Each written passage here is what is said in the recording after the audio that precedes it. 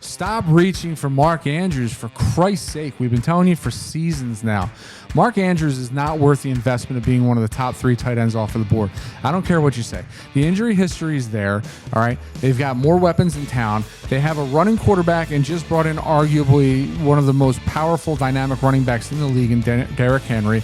And, newsflash, he's got a better, more explosive, athletic tight end playing behind him that's not going to play behind him for very long, and Isaiah Likely.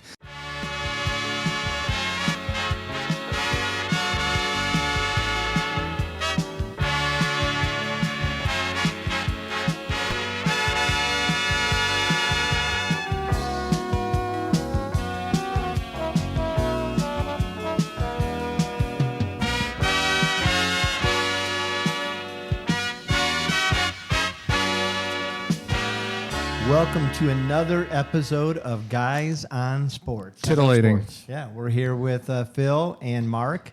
Are we missing Zach? Not really. Not really. Not in the true sense of the word. Zach's at home caring for a sick kitty. Wow. Yeah.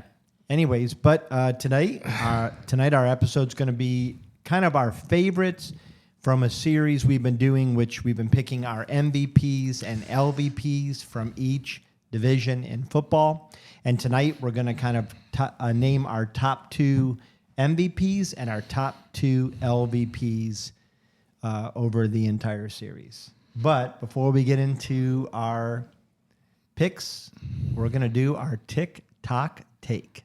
Time to check my social media, yeah. To see who loves me online.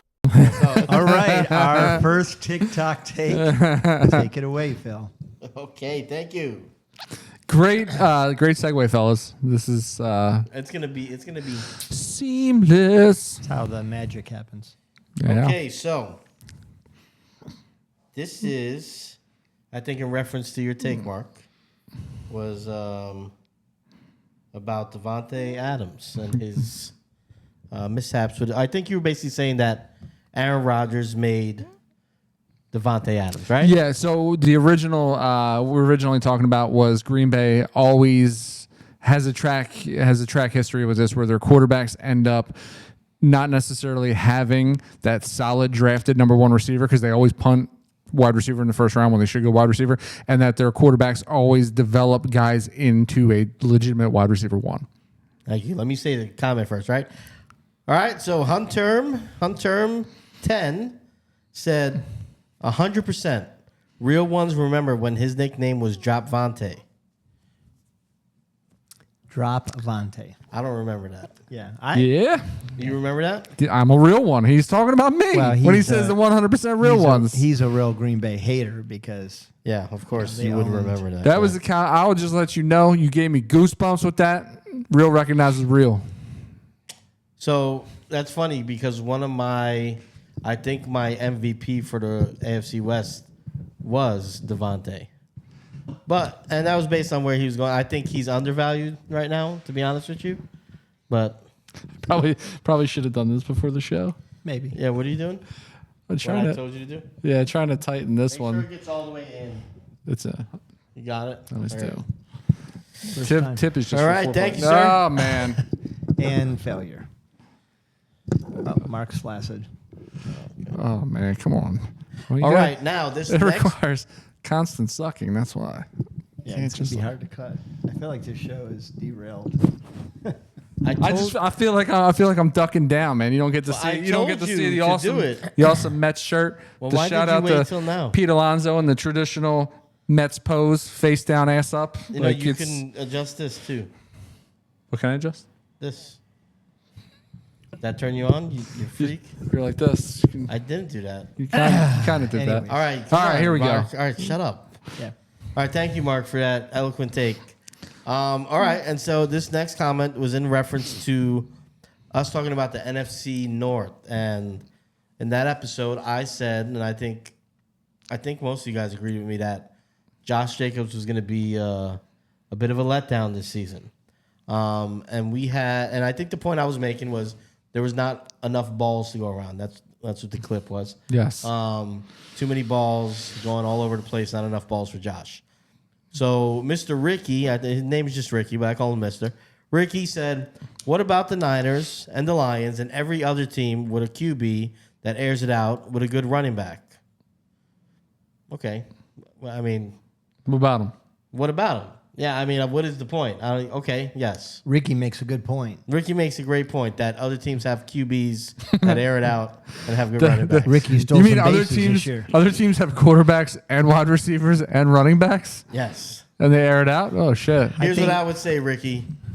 Well, you could go first. No, I think your point was where you're having a draft, Josh Jacobs was going to be not worth the squeeze. He's not CMC. Okay, so don't throw the Niners in there, Yeah. right? And then the Lions, okay, you could throw Goff in there, but my thing is I don't love I like Montgomery. I think I like him better than Jacobs because I think he's a better runner, but that's just me. And the other guy, why am I blanking on his name? Jahmyr Gibbs. Yeah, he's going to make sense because he fits kind of a high-flying, air-it-out offense. Jacobs catches balls, but he's not a playmaker like Gibbs is. So I don't really see the comparison there. Like, obviously, there's a lot of teams with quarterbacks that throw the ball a lot and good running backs, and they could be productive. I'm saying I don't see that fit. I think Josh Jacobs is a volume guy. He has to touch the ball, get a whole bunch of carries, and really bump up the volume. No pun intended to kind of be what you need him to be. And that's kind of it. I don't know if you guys have anything to add to that. So I'm just going to go on record saying that I have a 2 consecutive year finger on the pulse of Josh Jacobs' fantasy relevancy. You're like the whisperer of Jacobs. I'm the Josh Jacobs whisperer. 2 years ago, told you he was going to win you fantasy championships. God damn it! If he didn't do it, you should have listened to me. Last year, I told you he was going to bust. Right? He was going to be a big old dud. And guess what? You probably invested in him high, and he let you down. You're going to make that mistake again this year. You're going to invest early round value in Josh Jacobs, and you're not going to get the production that you're expecting out of Josh Jacobs. I don't see him being top 3 round scorer in fantasy football. You're telling me that he's going to be one of the 36 highest scoring players in fantasy football? I don't believe it. Well, talking about relevance, let's talk about Chalkboard. It's a 24/7 free fantasy advice. You can download the app for free. There's no cost to you. It's a robust community of many of our followers and many of our watchers.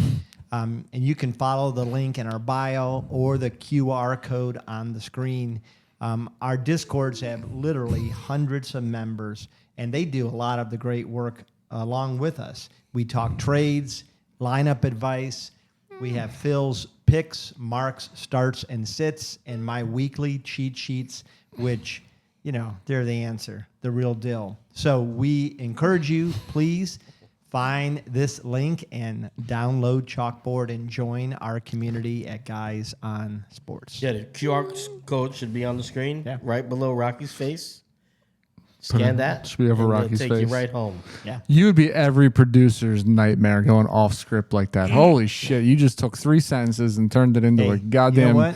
What I did was I took a turd and I shined it up. I made a pearl. I don't think that's how you make pearls. I'm just saying. In Rocky's world. Listen, anything under pressure, even a turd, could make a pearl. I like it. So or a diamond. Challenge. I want to Anyways. see it. Yeah. I want to see you do it. What are we doing Chalkboard. today, Rocky? Yeah, so we are doing our top 2 favorite MVPs and then also LVPs. And I think we're going to start with the illustrious Mark. We feel bad because of the Mets. We're going to let him go first. It's bad, but we are riding that Grimace hot streak that we got going on. So it's He saved the season. that's good. Grimace saving the season. All right, what's the format we're going to do? We doing one at a time, or should I just get all of them? One Okay. at a time, All right. Only because I'm going to take a tight end slant here. I'm going to tell you about 4 tight ends throughout the course of the show. 2 that you're going to want to definitely reach for, and 2 that you're not going to want to get at any point because you'd have to reach, right? So the draft has to come to you. So obviously we're going to start with our MVPs, right? So out of the gate, I mean, to me at this point, it seems chalk. I don't think it is to everybody because everybody always calls for a sophomore slump.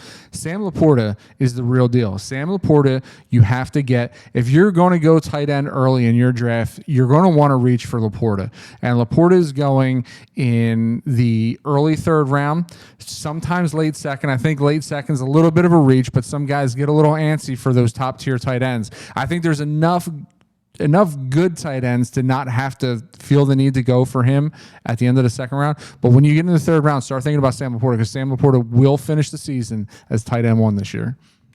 Okay, I'm going to fill in here for Zach, and I'm going to give you his first MVP of all his. Now, I'm going to fill you in again. Is it Kevin Spacey? No.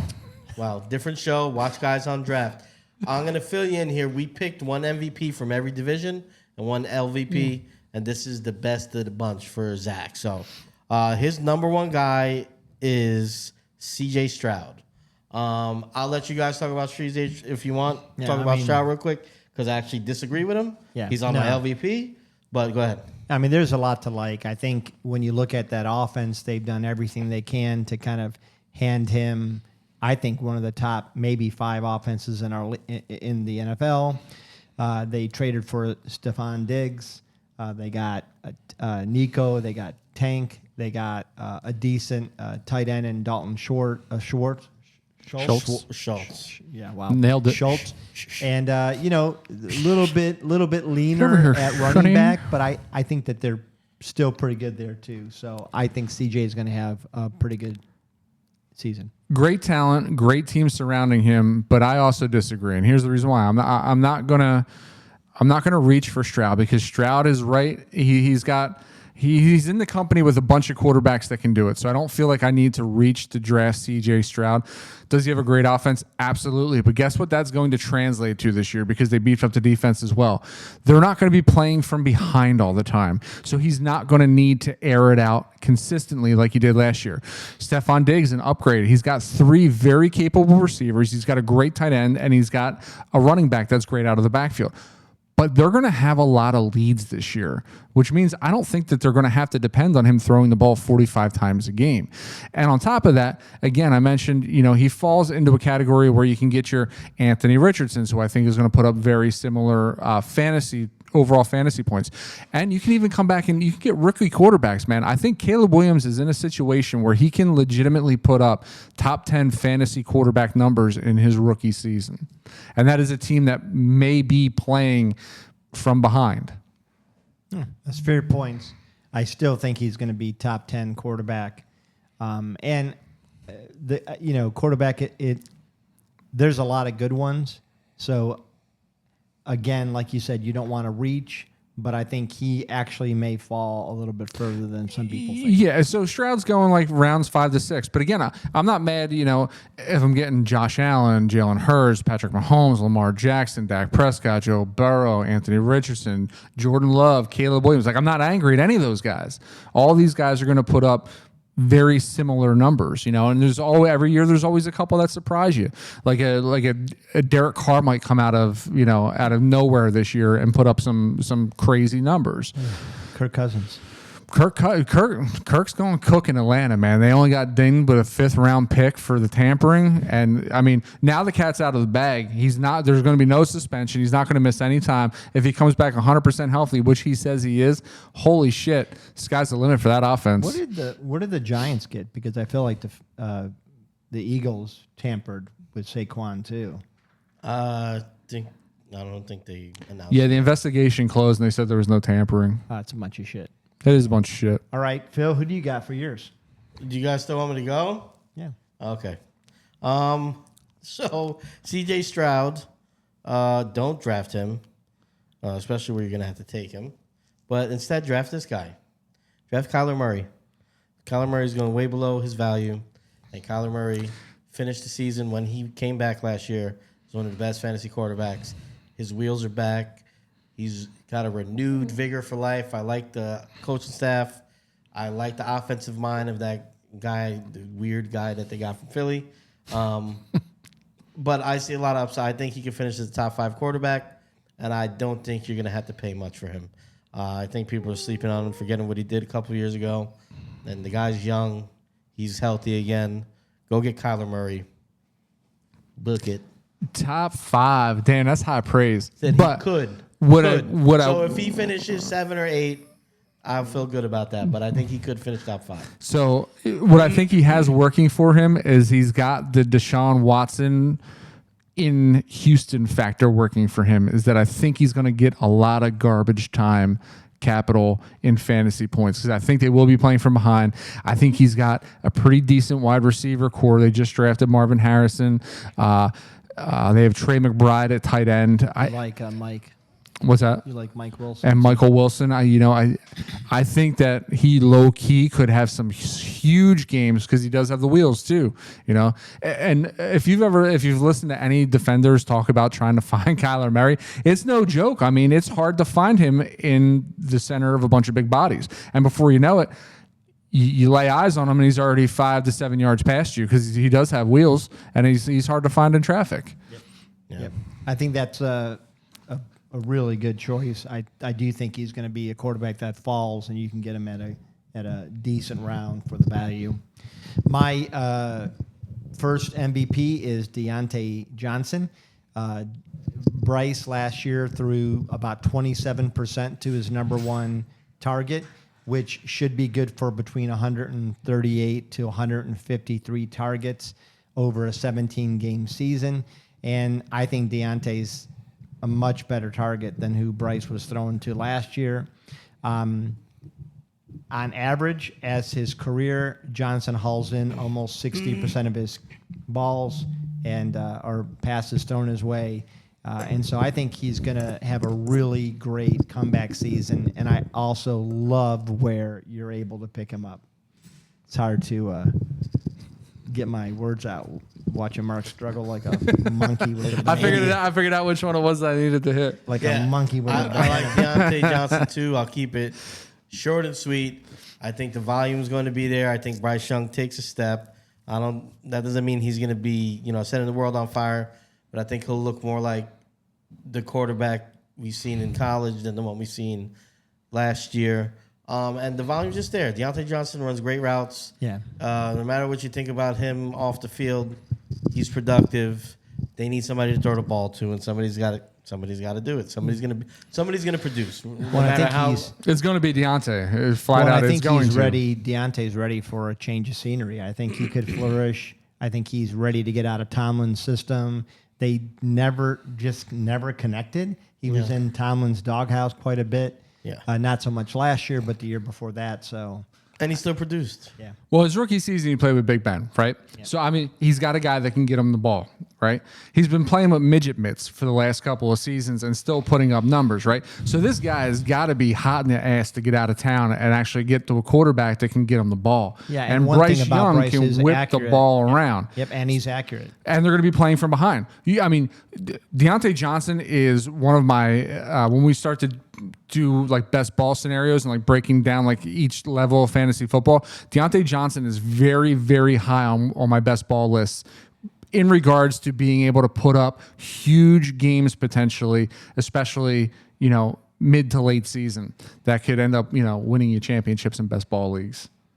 I like that pick, Rack. All right, Mark. All right, who's so your now, second MVP? Oh, we're not gonna do a shit one first. You want another MVP? Yeah. All right. So again, I told you I'm gonna stay with the tight end slant.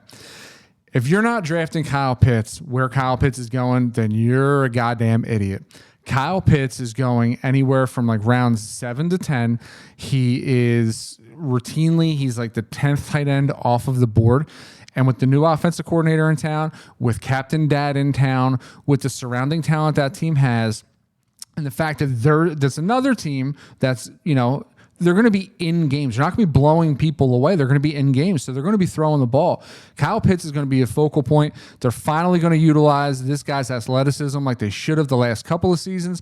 But much like the situation that Deontay Johnson found himself in, Kyle Pitts has been playing with some real dirtbag quarterbacks here lately, and because of it, it's really been suffering. And they're really not running. They were not in the past running tight end scheme football. That's going to change with the new OC in town. I think Kyle Pitts is going to become a focal focal point of this offense. And this offense to me is one of the scariest offenses on paper that we don't know truly what their potential is going into the season. This is going to be one of those boomer bust offenses for me. Yeah. So we talked about the South. We did the South last week, right? I think we highlighted Pitts. I think Zach wasn't on board, but yeah, I love Pitts here. I love the situation. The two things I think I said last week was his red zone target share was like probably lowest in the league among tight ends. But again, it was because of the offensive coordinator I too. know, It was that's not what I'm saying. Like the opportunities weren't there for him. But another metric that I like is yards per route run. The only guy that had a higher yard per route run was Kelsey. And what that tells me is that this is a guy that knows how to get downfield. They were trying to work those concepts downfield, and I think that's probably more on the QB play than the coaching staff last year. But I think with Captain Dad in the fold, we've seen what he was able to do with T.J. Hockenson. We've seen him make other tight ends look good before, even in his earlier years. I think Pitts has, all the upside in the world this year. Yeah, I mean, I think, like you kind of said, Mark, you do have to let it come to you. Yes. I think if you're able to draft him where you should draft him, then he's an absolute steal. People forget that his rookie year, he had over 1,000 yards receiving, which is unreal for a tight end. Had a bad season the next season. Part of that was due to quarterback play and injury. And that first season, his rookie season, he was considered a bust too. Well, because he only had one touchdown. And that has been, and that's my only reticence is all three of his seasons, he hasn't been used in the red zone like he should. And so are they seeing something in practice that we're not? I'd say no, and I'll say here's why, because I'm going to just roll this into Zach's second pick here. And they kind of did the same thing with this guy. Bijan Robinson is Zach's second MVP. And we just seen the touches and the opportunities weren't really there for Bijan, at least not the way they should have been. We found the coaching staff showing allegiance to a guy in Tyler Algier who, I mean, let's be honest, he's going to wind up bouncing around the league for a while, and then he's not going to play probably before he's 30. No offense to him, but Bijan is a stud. You took him early. They didn't give him the ball. I just think there's something with that staff or Arthur Smith and that they didn't want to give these guys the ball. I don't know if it was a power thing, an ego thing. Who knows? All I know is that, I mean, they got some talented guys, and I think Bijan, he hit the nail on the head. I think maybe you're getting a slight discount on him this year. I don't know I forget what his ADP is right now because we were looking at it last week, but yeah, I like Bijan. You're investing in Bijan. Bijan's going in the top 7 to 8 picks overall. I still think he's, yeah. So you're looking at him. He actually has jumped as of late. I've been seeing him go before Hall lately now. So it's been CMC, Bijan, then Hall. Whereas earlier on in the drafting season, it was CMC, Hall, and then Bijan. Hall and Bijan are two super trendy picks right now with drafting during the offseason with, two guys that are, still relatively unproven. I mean, you're going on, basing it off of talent and what you think their timeshare and their possession is going to be. So, I mean, you do have to invest in Bijan, but I agree with Zach. I think Bijan's worth the investment, honestly. Well, I think that when you look at running backs in general, they just fall off the face of the earth really quick. I mean, you've got CMC, you've got Brees, and then you've got Robinson. And then after that, the rest, I mean, you're kind of like, is Derek done? Is he not done? Mm-hmm. Are the wheels off? Josh Jacobs, what's he going to do? If you're Austin stupid, Ekeler. you go get Barkley or something like that. Yeah. Well, and I'm not even including him. To me, you don't include him in that top. But I think you put Robinson there because his potential. Like, you look at him, he's got every single trait you want in a running back, and he didn't look great, but still got pretty good points last year. So, yeah, I think it's good. I think people are sleeping on JT a little bit personally. I think JT could probably go ahead of those guys as well. JT, when healthy, is a difference maker back, and he is a guy that can take the ball and he can flat out run you over or outrun you. Yep. Yeah, I had JT. I think he was my South MVP. Yeah. Moving on. So I'm going to mention somebody, and then make my pick only because, like, I just want to point out the way I'm doing. I don't know if you guys are doing the same. I'm going really based off value. I'm trying to play into the MVP part of it. Yeah. More so than I think the guy's maybe going to get the most points. So I love DJ Moore. I love the setup. I think Caleb, for all his weird stuff that we like to pick apart, I think he's going to play well, and I think he's an accurate passer. I think DJ Moore will be great because he's played well with much less talent at that position. That being said, he does have Keenan Allen in the fold. I think Keenan Allen is going to hog up some targets. So I'm bouncing to who I took last week. Insane value, in my opinion, Marquise. Godwin. Why am I forgetting his first name? Chris. I'm thinking of Marquise Goodwin.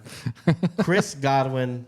When we stacked up those numbers right next to Mike Evans, and the only thing that was askew was the touchdowns, which were ridiculously in favor of Mike Evans. I feel like even if that percentage-wise comes, meets in the middle a little bit closer, 130 targets last year, I don't see it changing. Mayfield likes to zip that ball over the middle. Those middle of the field throws, he gets in trouble when he goes outside the number sometimes. But Godwin going back to the slot, all the opportunity in the world, and for where you're getting him, I mean, you're getting him like 7th, 8th round, and Godwin to me is just as valuable as Mike Evans if you're getting him there and you're getting Evans in the end of the third. Yeah, I think you hit the nail on the head. Godwin is definitely, if you watch any of Tampa's games last year, Godwin is definitely their possession receiver. That is who Mayfield looked to go to the most in critical situations, outside of needing a lot of yards, right? So if they needed, their first down guy, if they were 3rd and long, or they needed a touchdown, red zone, obviously Mike Evans was their go-to, right? Their bigger, more physical receiver. But Godwin, it just seemed like Godwin was open a lot underneath. And Mayfield was always looking for him underneath. I feel like we're going to get to see the Godwin that earned this contract that he's playing on right now. He's kind of a year removed from that injury, and he's going back to where I think he's probably most comfortable because he did that work mostly from the flank. I just feel like this is one of those years where he gets the same target share, or maybe he breaks a couple of those and he winds up like 4 or 5 touchdowns. 95 catches, something like that, in the 7th round.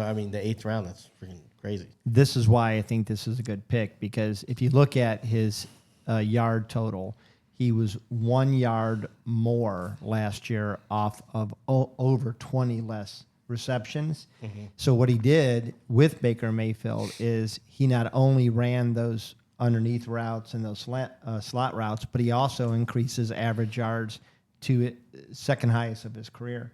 So I think what's going to happen is Baker and him are going to have better chemistry. He'll probably get into the 90, 95 receptions. Mm-hmm. I think that's going to be good for 1,200 yards and a few more touchdowns, and where you're getting him, he's a steal.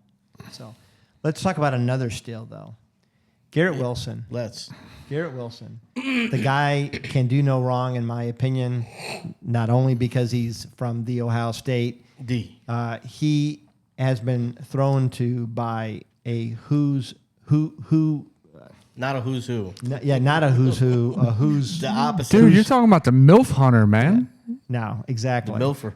Yeah, he has had. I think you might be able to make a case that he has been thrown to by worse quarterbacks than almost any other receiver, and all he's done is averaged 87 receptions in 2 years for over 1,000 yards. A really good yards per catch and a decent amount of touchdowns in an offense that hasn't scored for 2 years. And what's going to happen when Aaron Rodgers comes back, a seasoned quarterback? You might say he's not Aaron from 3 or 4 years ago, but he's still better than anything he's seen. I think it's possible that Garrett could top 100 receptions this year. That's a given. Much like Aaron Rodgers is going to blow out his Achilles again, another given. Come on. But you're still looking at a guy that was getting 140 to 150 looks from said shit quarterbacks every year and still ending up with 80-some receptions. What does that tell me? It tells me that more than likely for the second straight year, he's probably one of the most targeted receivers that had the most uncatchable passes Well, because the that's exactly guy it, catches absolutely everything. Yep. To call him a steal, bit of a stretch. Because of where you're having Because to get where him. he's going late round 1, early round 2.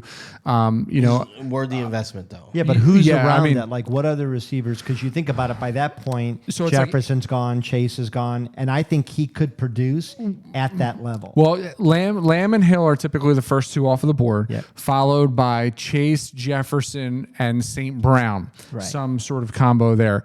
And then Wilson's going around, A.J. Brown, Puka Nacua.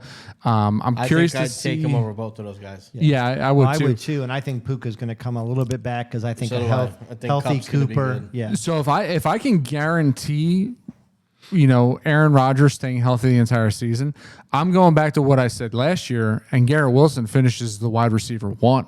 Yeah. The only other person that I'd be really bullish on to rival that, and this isn't going to be popular because I know everyone's going to say, hey, how do you not think that CeeDee Lamb won't do it again, or Tyreek Hill is so explosive, Justin Jefferson, Jamar Chase, or household names, is Amon-Ra St. Brown. It's going to be Garrett Wilson or Amon-Ra St. Brown. And if you've been fortunate enough in 10-man leagues, if you're if you're towards the end of the first round drafting and somehow you pulled Amon-Ra at 8 and then got Wilson on the turn, I've done that in a couple best ball leagues. I mean, I think it's fucking money, man. I think well, these I think guys are going those to be two receivers are so comparable because if you look at it, they make it look so easy. So when easy. you look at Amon, you don't see the separation, and yet somehow he does, and he catches anything near him. And I think the same thing of Wilson. I think Chase, Jefferson, they tend to be more flashy. Definitely CD gets a much bigger target share. But no, I think Garrett Wilson is just going to be something special this year. I agree with you. So let's go to who's not going to be special this year. And we've been beating this drum for 2 straight years, and we've been correct. And, you want to tell us, oh, you got lucky with injury. No, bitches, we saw it. The writing was on the wall. Mark Andrews. Stop reaching for Mark Andrews, for Christ's sake. We've been telling you for seasons now. Mark Andrews is not worth the investment of being one of the top 3 tight ends off of the board. I don't care what you say. The injury history is there, all right? They've got more weapons in town. They have a running quarterback and just brought in arguably one of the most powerful dynamic running backs in the league in Derrick Henry. And newsflash, he's got a better, more explosive, athletic tight end playing behind him that's not going to play behind him for very long, and Isaiah Likely. Stop overdrafting Mark Andrews if you want to win your league. Yeah, this is it's hard to argue with. I do think Mark Andrews is going to be consistent. I think he'll be a decent tight end, even with Likely, but I think you're going to have to draft him as if he's a top 5 tight end. There's going to be that guy in your league that doesn't keep up with the stats, and he's going to look at the name and overdraft him. So if you want him, you're going to have to, bid You got to pay through the teeth for him. He was routinely going tight end 3 behind Laporta, Kelsey. Now you're seeing a little bit of movement, right? You got sometimes Ingram creeps up in there. Trey McBride is a very trendy pick right now to creep up there. So there's been some separation from where Andrews has routinely been taken, and it's not worth the reach. He's going to fall into a group of 15 other tight ends that are scoring the same amount of points. Why the hell are you reaching for him in the 3rd and 4th round? It's just name, and banging the drum. Isaiah Likely has flashed in the last 2 years, specifically last year. I just think, don't get me wrong. People take this wrong. When I say they're going to phase Mark Andrews out, doesn't mean they're not going to stop throwing to Mark Andrews. No, he's on the team. He's a talent. But they are not giving him another contract. And Isaiah Likely and probably a guy they draft next year are going to be there in their tight end room. So that means that maybe 3 or 4 of those targets that he would get were going to go to Likely. And that's all you need as a tight end to take you out of that bracket that we're talking about. When you go from 8 targets to 4 to 5, then we're talking about, hey, guess what? Another guy that I see high on people's list, George Kittle numbers. And it's another guy. I mean, we won't get into, maybe you're talking about him next. I don't know. But yes, Mark Andrews, it's all name stake right now. Please stay away from where he's at. I totally agree. I'll bring up Zach's if you guys are ready. Zach's least valuable player, number 1, is Austin Ekeler. And it's another guy I disagree with him on. Zach's an idiot. Does he not read Austin Eckler's social media? Austin Eckler told us 2 years ago that he was going to ride him to your fantasy championships. He said it again last year, but injuries plagued him. He has come out in the last 2 days on social media and said, the reason why I left LA is because Washington needed a guy that they could hand the ball off to 300 times. There you go. I like it. I mean, this dude does not lack confidence at all. And if Austin Eckler can get back to pre-injury Austin Eckler, God damn it, that confidence paired with what he could do in that system. The guy was coming off an injury last year. Here's what I'll say. I'm just going to say this. I'm just going to throw it out there. I'm just going to say it, okay? ADP's 80 right now. And for a guy that 2 years ago was maybe top 3 back in the league, fantasy-wise, production, they brought him in to produce, even if he's 3/4 of that player. Where you're getting him, I don't understand how. I'm sorry, I'm tearing this pick down, but it doesn't make sense for me. If the guy was going 20 spots earlier, yeah, I can maybe. Well, I think that's what. Yeah, I mean, but I think it's 80, a fair point. I mean, come on, what are we talking about? I'll take him every time he's there at that draft spot. Yeah. Let me tell you where he is. So he goes late, right? He goes 7, 8, 9 round, right? Let me tell you where. On RT, he's number 78. Yeah, he's the 28th running back. So they've got him down around Zach Moss, Jonathan Brooks, Jalen Warren, James Conner, Zamir White. That's crazy. If I pluck Austin Eckler's name out of that group of shitbags, I'm feeling great. Especially in a redraft league, because I think you can make an argument that if it was a dynasty league and you were trying to sign somebody longer, there's a couple players on that list you just named that interest me. Yeah. Oh, but for sure. Again, what you're saying is correct. Where you get to draft him, because I do honestly believe where Zach is right is that he might be 3/4 that player that he was, but that's okay because he's going to get the volume and it's a decent line. I think the quarterback situation will be better. I don't hate the offense. I think he's going to produce. And at the number 28 running back, if I got a choice between Jonathan Brooks or Austin Eckler, there was maybe one guy on that list that you said that I would consider. I mean, Zamir White is interesting. Zach Moss. Yeah, Zach Moss for sure, and Zamir White is interesting to me. I don't like Zamir White. I'm sorry. Somebody's got to run the ball there. That's true. Yeah, and Deontay I would much rather take 3/4 of Austin Eckler than I would 4/4 of Brian Robinson Jr. I'm just going to throw that out there because the guy took a bullet for you. How dare? How dare you? How dare you? For me. How dare you? For you.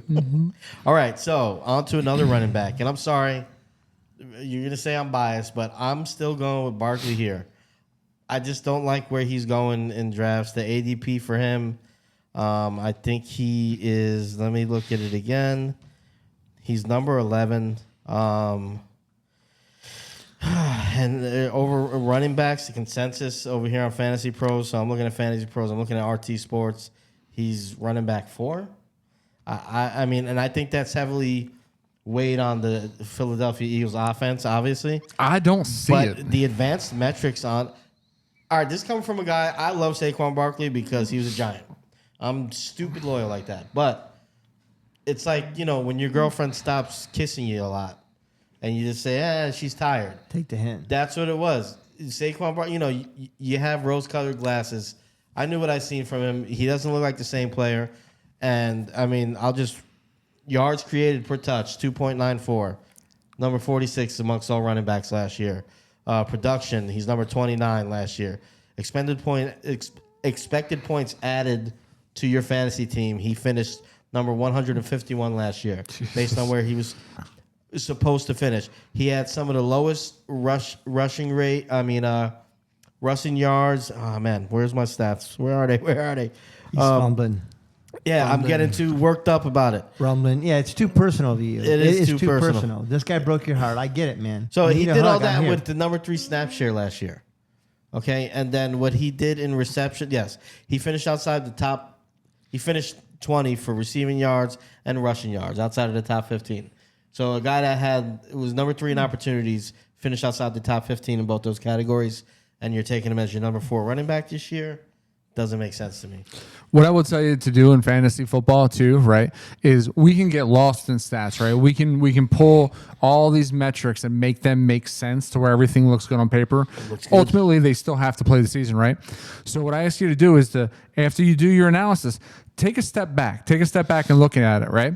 So you're telling me that this dude going to Philly, who's being taken in the top 10 picks off the board, the top 4 running backs off the board, is really worth that first-round pick in Philly. A.J. Brown is going to get fed, and when he doesn't get fed, he gets pissed. Devontae Smith is going to get fed.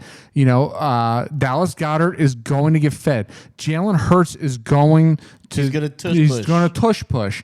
So you're telling me that Saquon Barkley going to a team that's already got an established offense, his ADP is now better than when he was the focal point in New York? I don't see it. See it. I think, again, it's where you're having to draft them. If you got him in a dynasty league, you're probably okay with this because, hey, he's Saquon. He's going to get his touches. But I do think that in Philly, the running offense runs through Hurts. Now, Hurts is getting smarter. He's not running quite as often, but he still takes a ton of the freaking touchdowns at the goal line. He does. And I think to draft Saquon there, you've got to have a double-digit touchdown guy. I think DeAndre Swift, no shit, is just as athletic as Saquon Barkley. Maybe not as powerful, but elusive, able to catch the ball, playmaking ability.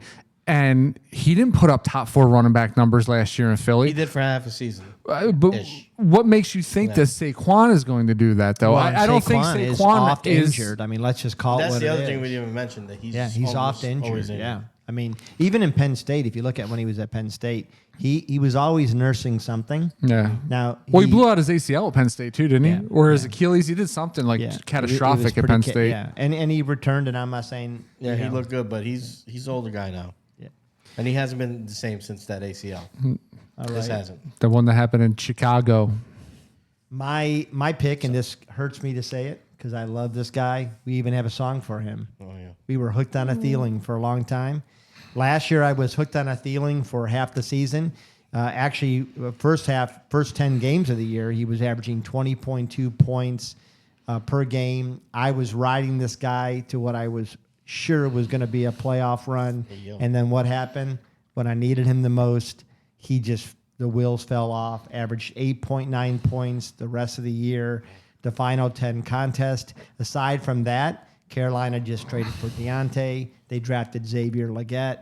And I think Thielen's going to struggle to see a high target share, and he's entering his age 34 season. There's just too many question marks.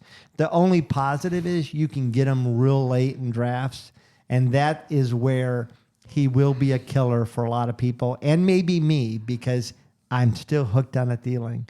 I still want to believe, but I think you've got to say no this year.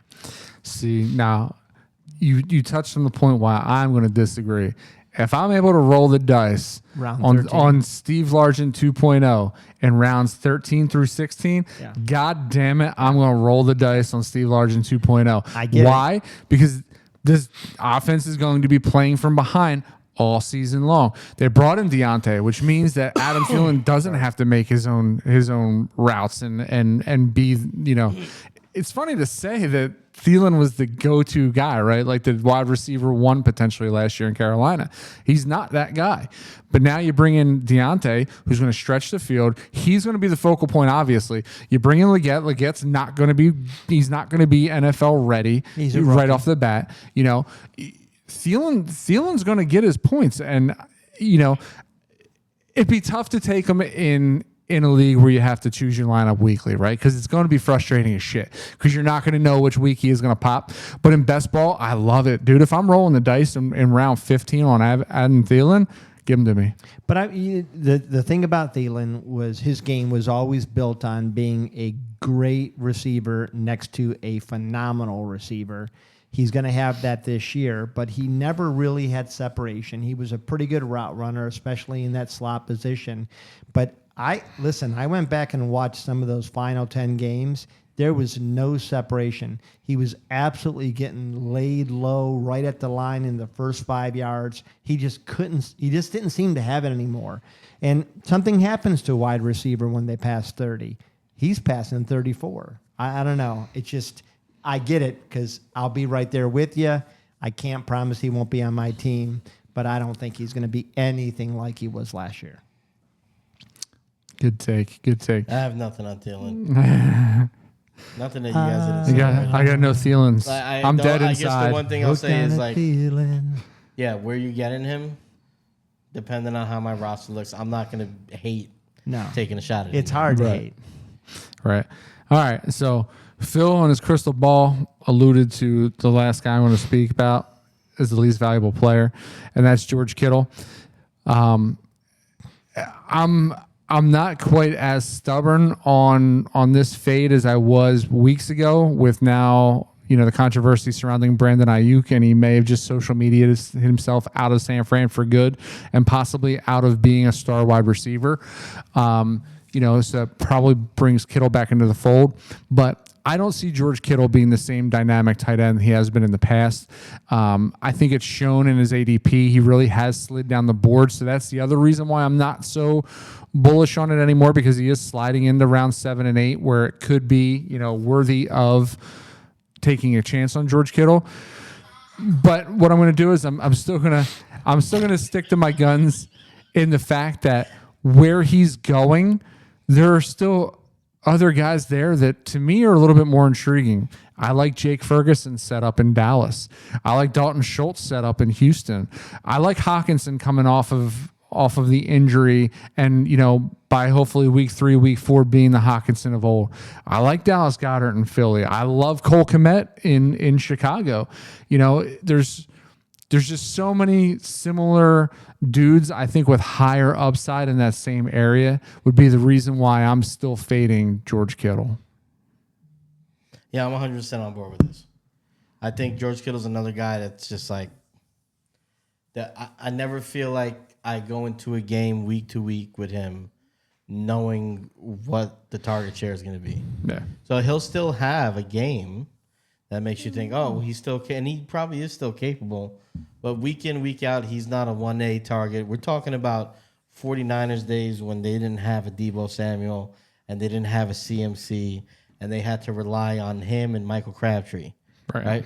So those days are long gone, and it's similar to Mark Andrews. They've put a lot of weapons on that offense, and it just doesn't – it's not the same atmosphere anymore. It's not Saquon Barkley in New York where he's going to get 8 to 10 targets, and you can rely on him being that guy. Is he talented? Yeah. So guys will see this, and they'll think you're crazy because Kittle's still a good player, but for fantasy purposes, he's just not going to get it done, at least at where you have to get him.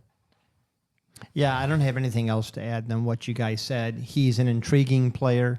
He is somebody that, again, he's a big name, and he does have the requisite skill, but he is getting older. He has been injured quite a bit, and like you said, there's so many good players on that team.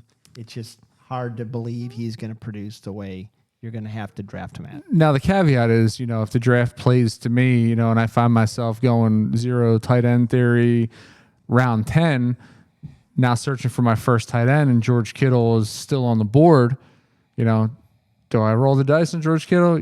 Yeah, I probably do. I probably like him a little bit better than, Pat Freiermuth or Kate Otten, even Brock Bowers, Yeah. So I do. But again, I think there are so many similar guys around that same range that you can roll with them in round 10 as well. I agree. All right, so I'll give you Zach's last guy, and I think you're going to disagree with this because I think I've heard you talk this guy up. He has Jameson Williams. Oh, we're just starting. That's it? That's it. Yeah. But I don't have his breakdown. I think the only reason why you are intrigued by Jameson is where you might be able to get him. He is right now still the clear number 2 in Detroit. They haven't really, traded or drafted another receiver, so it's intriguing. Khalif Raymond. Well, yeah. He's a clear-cut number 3. Who the fuck is Khalif Raymond? That was hysterical. That's a great cut. I think I was pretty high on him a couple years ago, so I'm not going to laugh too hard. But But I do think that's where he's intriguing, and he does seem to be going a little bit lower than what I thought. But he doesn't have a huge route tree. He's really a one route guy. I don't know. He's going mad late. And here's what's great about our show and about our panel, right? So when we think about fantasy football, what format is your mindset in when you're thinking about where you draft these guys? I'm thinking PPR. I'm thinking 12-man, and I'm thinking full point or half point. I'm thinking full point PPR. And I kind of go back. I think both dynasty and redraft. So you're right. So you're thinking like you're managing your lineups, right? And same for you, right?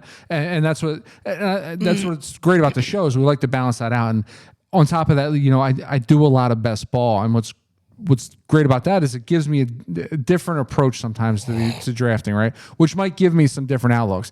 If I have to worry about plugging Jameson Williams into a lineup every week, I'm probably shitting my pants, right? I'm not real comfortable with it, so I can agree with that. Yeah. But God damn it, man, if I'm not rolling the dice on this guy in best ball where you're getting them again in rounds 13, 14, 15, I mean, you're talking about a guy who's solely there to stretch the field, right? He doesn't have a great route tree, but the motherfucker's fast, right? Yeah. And Goff can get him the ball. And guess what? People are scared of Amon-Ra. People are scared of Laporta. People are scared of that backfield duo. So he's normally on their third best. So I mean, by the time this guy's in this secondary, in the second half of the secondary, he's 1-on-1, and I think he can win balls.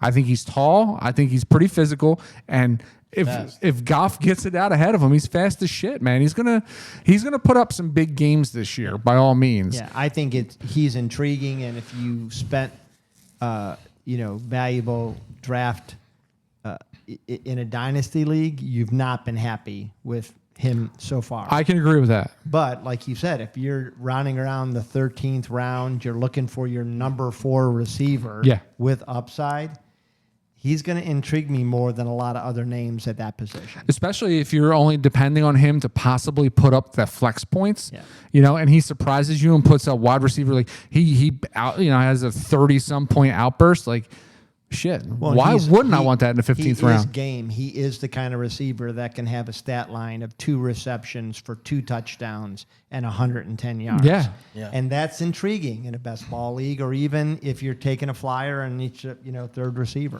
Which, stay tuned to future episodes. We will have social media breakdowns where we go in depth through each of these styles of fantasy football and telling you players that you should target in each of these styles of drafts.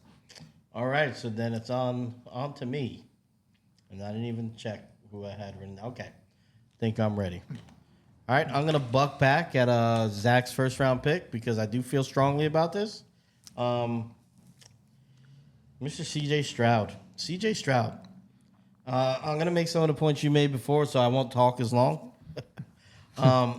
C.J. Stroud is going 5th among quarterbacks right now, ahead of the likes of a guy who I think could finish ahead of him, Anthony Richardson, Joe Burrow coming off an injury, Jordan Love, who I think is, poised to be a top 5 guy, Dak Prescott, for as much as I hate him, consistently a great fantasy quarterback, Kyler Murray, who we talked about. I mean, the list goes on and on. Caleb Williams, Trevor Lawrence, who they gave $55 million a year to. Point being, the hype is there for C.J. Stroud right now. And I think your window for having him on your team as a value is gone.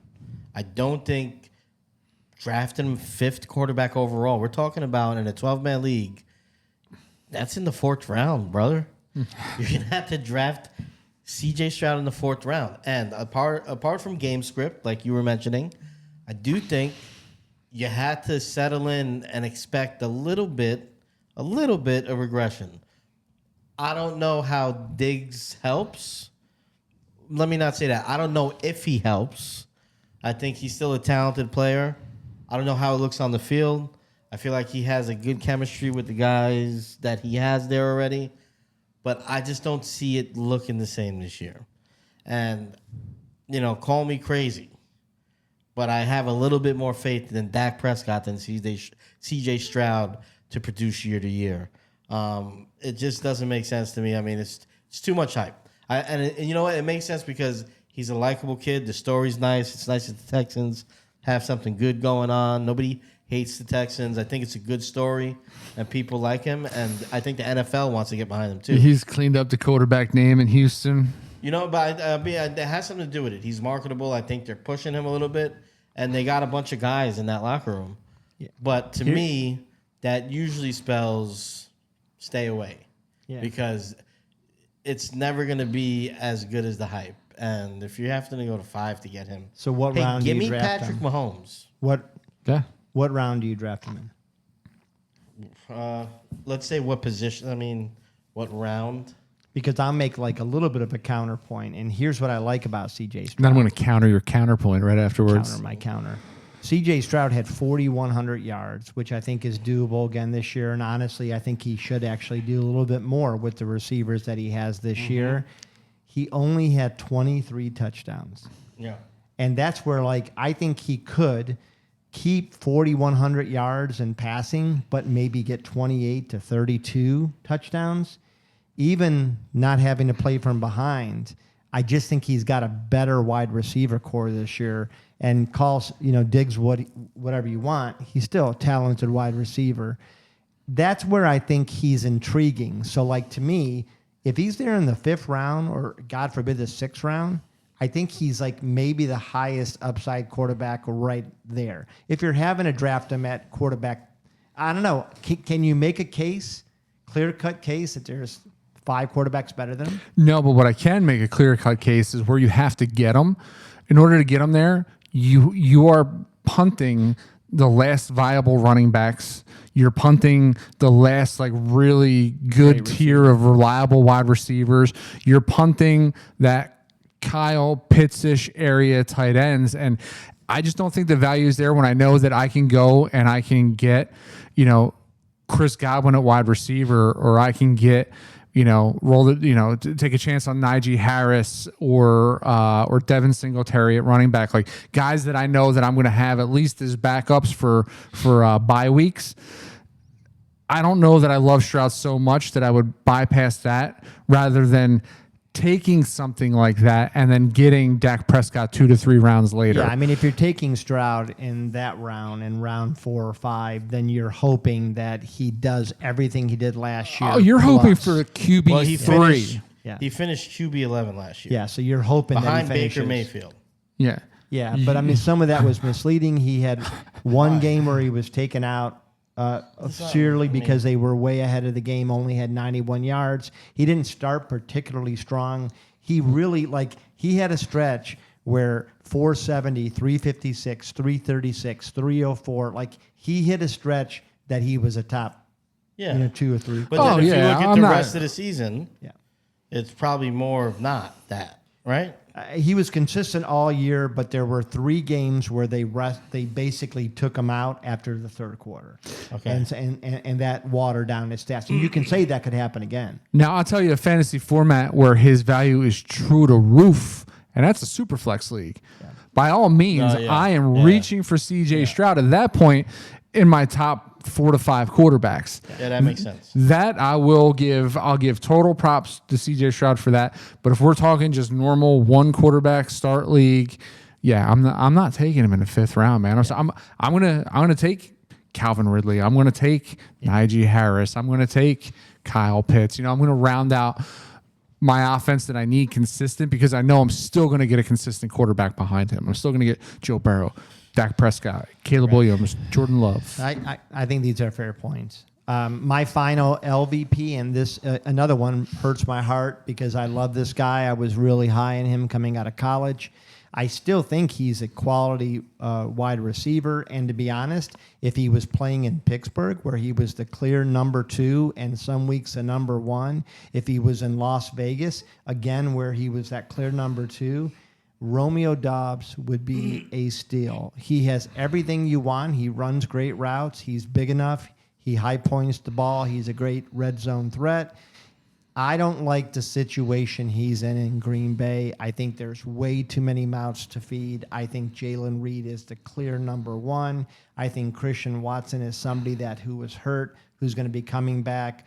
no thigh gap issue this year, so he's going to be on much better footing. And then I think Deontay, is it Deontay or Dontavius? Dontavius. Wicks. Dontavian, it's close. Yeah, I think he may be one of the finest third receivers in the league.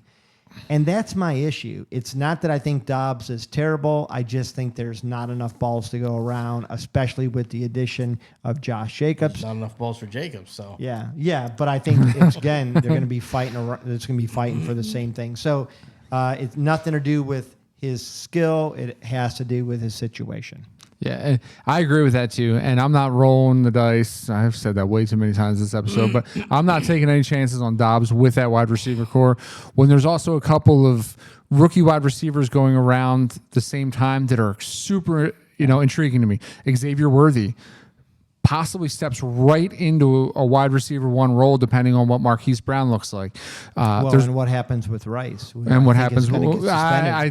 Those situations to me, I was going to be the drum for Rice this year, but I don't know. Those situations to me always seem to be wide receiver killers. Yeah. And it seems like they can't recover from it. So I think he's going to be suspended for sure. Yeah.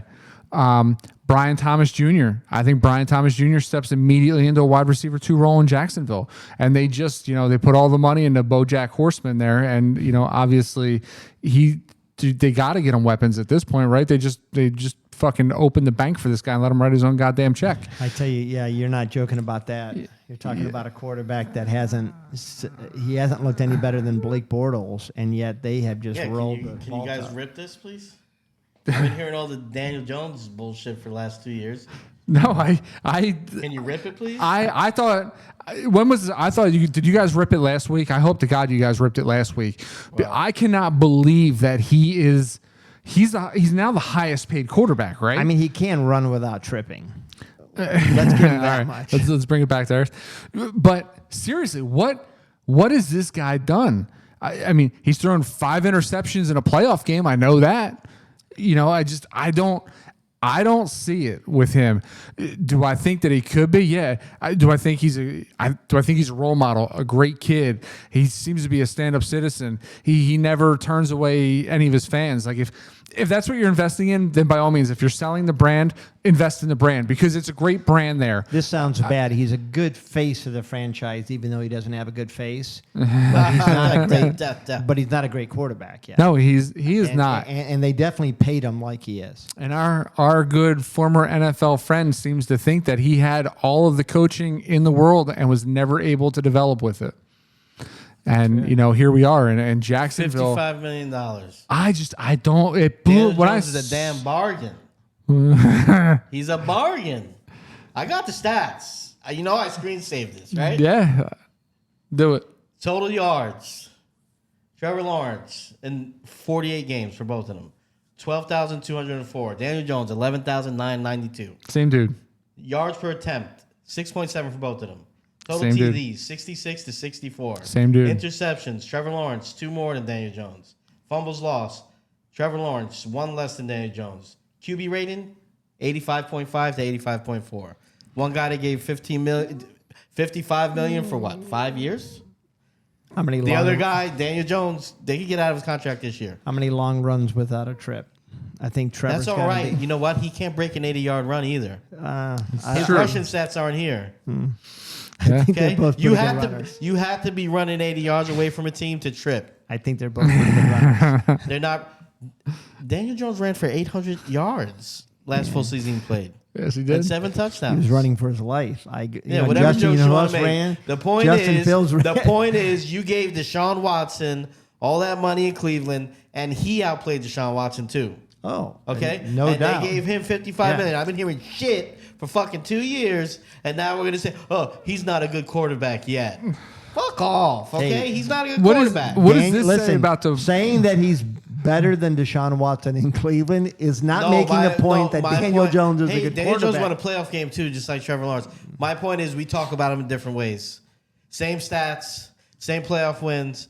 We talk about Daniel Jones like he's a because you look at the discrimination.